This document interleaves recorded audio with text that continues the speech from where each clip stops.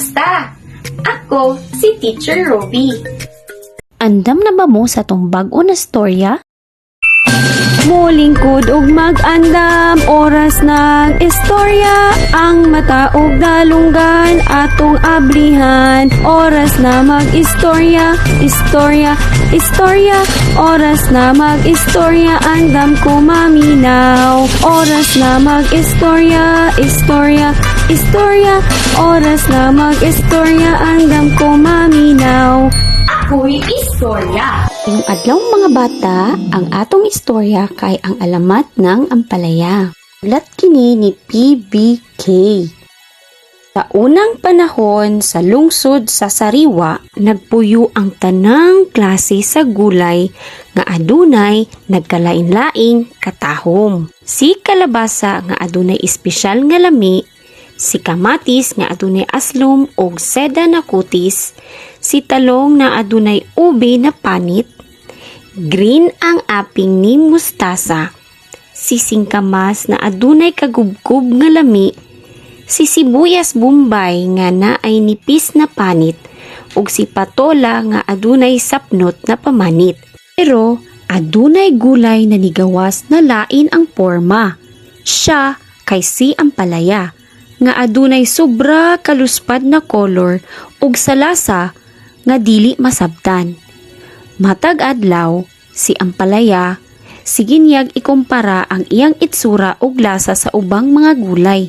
Ug tungod ni ana, nagplano siya og dili maayo sa iyang silingan nga mga gulay. Pagkagabi, gikawat ni ampalaya ang tanang patsyada nga sinina sa mga gulay ug iya kining gisuot.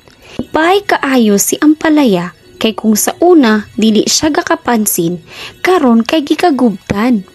Pero walay sikreto nga dili mahibaw-an. Nagtipok-tipok ang mga gulay nga iyahang gikawatan.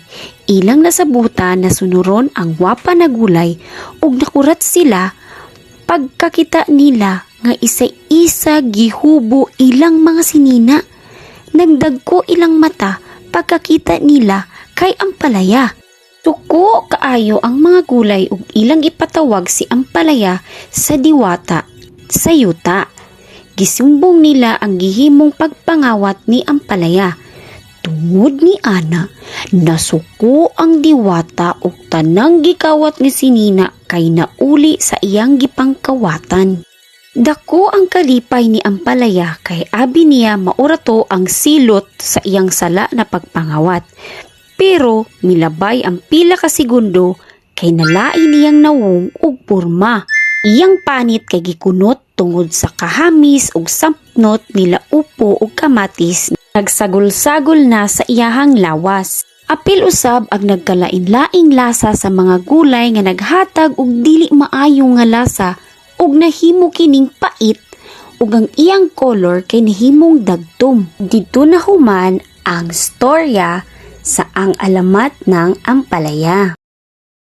Mga mama, palihog og tabang pagtubag niini sa inyong anak.